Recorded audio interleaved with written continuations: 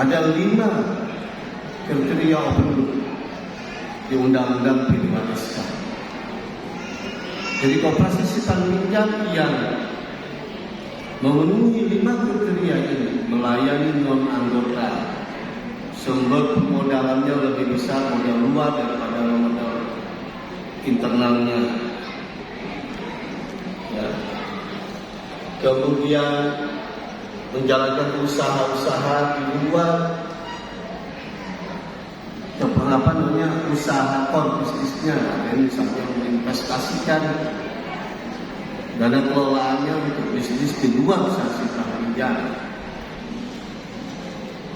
Ini kemudian terjadi terlihat pada sebuah praktek koperasi, maka ini aktif dan masuk pada wilayah open loop yang badan hukumnya koperasi simpan pinjam.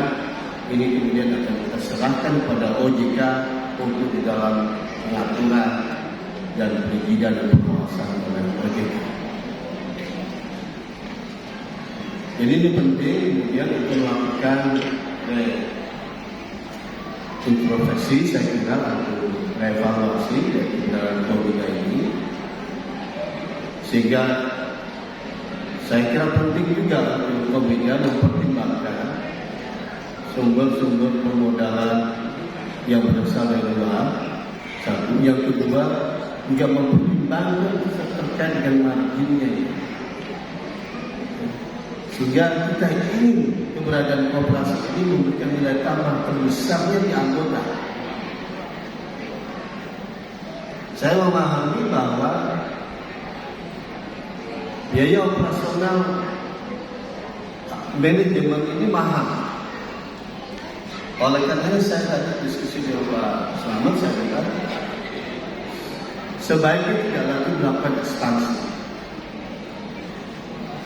karena keberadaan rentang kendali yang terlalu luas samping dengan resiko tinggi ini juga akan berdampak pada tingginya biaya operasional.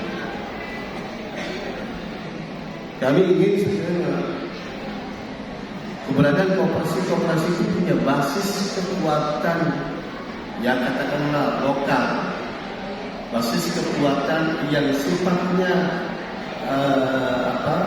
kohesif gitu, pada satu wilayah-wilayah terbatas. Katakanlah tadi saya katakan pada Pak Slamet sudah terlanjur memiliki 300.000 cabang.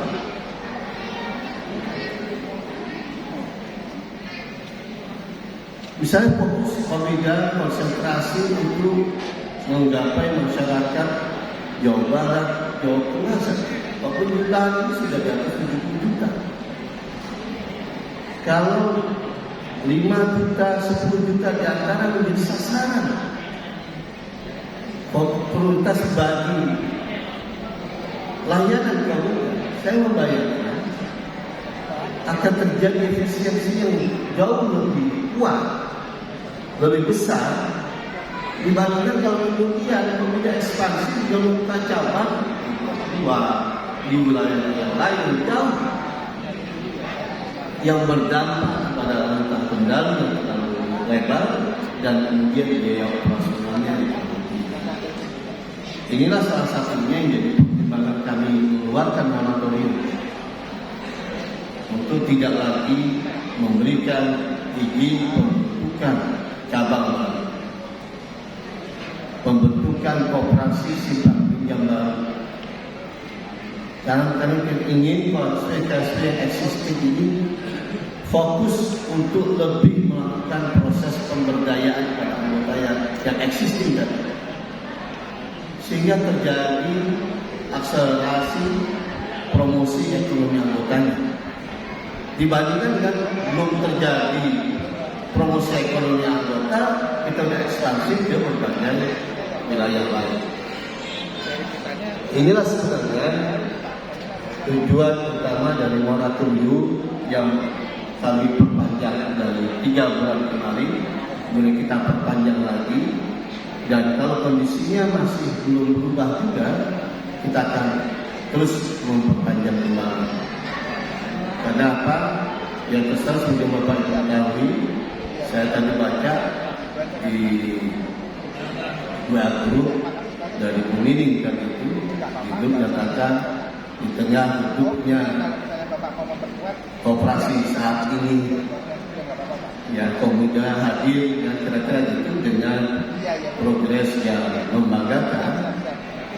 Nah, redupnya ini kan sebagaimana Bapak ketahui bahwa saat ini dalam 2 bulan terakhir isu tentang koperasi, khusus koperasi simpan pinjam negatif, dan ini menjadi beban kita. Ya meskipun di antara berbagai informasi yang berkembang itu juga saya ingin tegaskan ya tidak semuanya tepat. Misalnya dugaan 12 koperasi melakukan pencucian uang dengan nilai 500 triliun itu tidak masuk akal. Saya sudah sampaikan itu kepada Kepala PPATK langsung dalam 2 kali pertemuan. Saya sampaikan kalau dulu 12 koperasi diduga melakukan pencucian uang 500 triliun, kalau itu benar data Bapak, saya katakan begini, saya boleh klaim Pak, kami punya 130 ribu koperasi. Kalau 12 koperasi Bapak juga punya 500 triliun, maka saya boleh dong klaim nilai ekonomi koperasi Indonesia saat ini lebih dari 5.000 triliun. Apa itu masuk akal? Sepertiga dari ekonomi Indonesia saat ini kontribusi dari koperasi. Tidak masuk akal. Saya katakan itu. Sehingga saya sepakat dengan PPATK untuk kita melakukan joint audit. Dan salah satu yang ingin kita lakukan pemeriksaan khusus joint audit kami dengan PPATK ini adalah Komuda. Saya ingin membuktikan kepada PPATK, kepada publik, pertama sinyalemen yang disampaikan itu tidak tepat, yang katakan salah. Saya ingin membuktikan bahwa dugaan-dugaan yang diviralkan itu sampai tidak tepat, akhirnya menyakiti dari anggota-anggota koperasi yang sebagian besar yang baik-baik seperti anggota Komuda ini. Sehingga kita bisa nyatakan kepada publik 800.000 anggota Komuda ini tidak terkait dengan isu pencucian uang, tidak melakukan praktek-praktek ponzi. Katanya ya Komuda harus siap membuktikan kepada publik ini supaya dengan begitu publik juga bisa saksikan tentang koperasi-koperasi yang baik tadi. Sehingga jangan sampai seperti saat ini kalau kita ini diisi dengan isu negatif 8 koperasi dari 130.000 koperasi yang aktif saat ini nggak seimbang sebetulnya. Tapi terus saja digoreng isu ini. Saya sudah tegaskan misalnya, Indosuria bukan 106 triliun sebagaimana yang dikatakan potensi kerugiannya. 13,8 triliun kalau berdasarkan putusan pengadilan. Hasil penyidikan dari aparat penegak hukum Baris Krim APH 16 triliun. Ini yang sepakati antara pihak aparat penegak hukum dengan pihak polisi. Jadi tidak sebagaimana digambarkan sebagai kita, sehingga gelap sekali wajah koperasi simpan pinjam kita.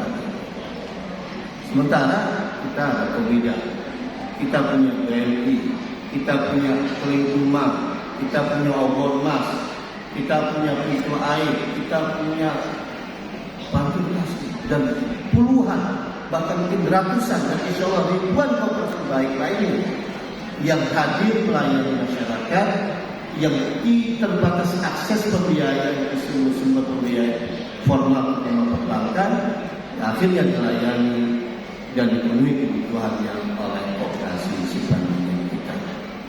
Ini yang saya kira ke publik harus kita sampaikan. Sehingga kalau saya pilih nanti Komika, ya insya Allah dalam waktu dekat kita melakukan joint audit dengan PPATK. Ya, ini Komika saya berharap menunjukkan kelasnya yang berbeda daripada anggapan selama ini di publik disajikan oleh berbagai media. Saya kira demikian hal yang bisa saya sampaikan, dan sekali lagi saya berharap Komika melakukan reorientasi kemudian evaluasi kembali terkait dengan berbagai kebijakan, terutama penjagaan pembiayaan, katakan penerapan tingkat bunga, kemudian perlu lakukan konsolidasi organisasi ini governance supaya lebih efisien, sehingga dengan demikian anggota bisa mendapatkan pembiayaan yang samping mudah tetapi juga murah karena marginnya bisa lebih ditekan kembali, dan sekaligus juga menyesuaikan dengan regulasi yang hari ini sudah berlaku di Undang-Undang 23, Undang-Undang P2SK nomor 4 tahun 2023, kemudian segera dalam waktu dekat dengan KOP baru tentang usaha selanjutnya terbit, kita selesai harmonisasinya, dan juga kalau juga mengikuti dari sisi RUU perkoperasian sebagai bagian lain yang memang harus hadir sebagai konsekuensi dari bukan saja perintah Mahkamah Konstitusi atas pembatalan Undang-Undang 17 tahun 2012 tentang perkoperasian, tetapi juga ini juga menjadi bagian dari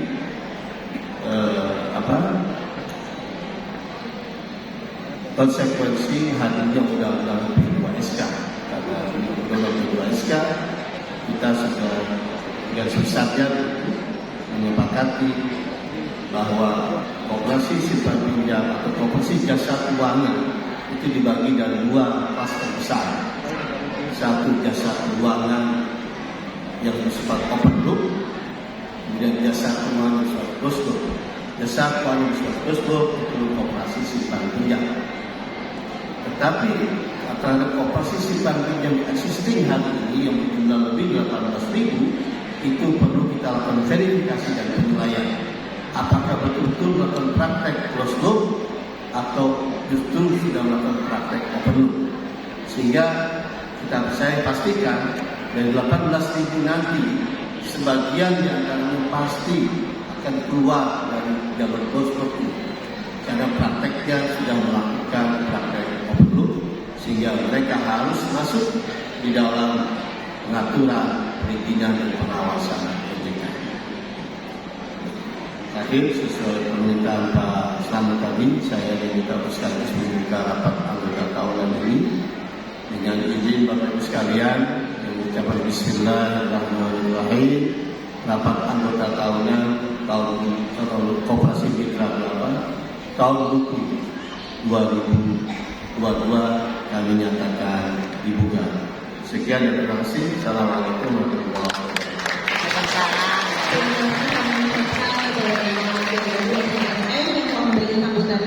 Dan kami persilahkan kepada Bapak untuk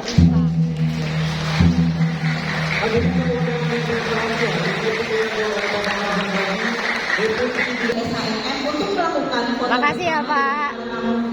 Terima kasih hadir.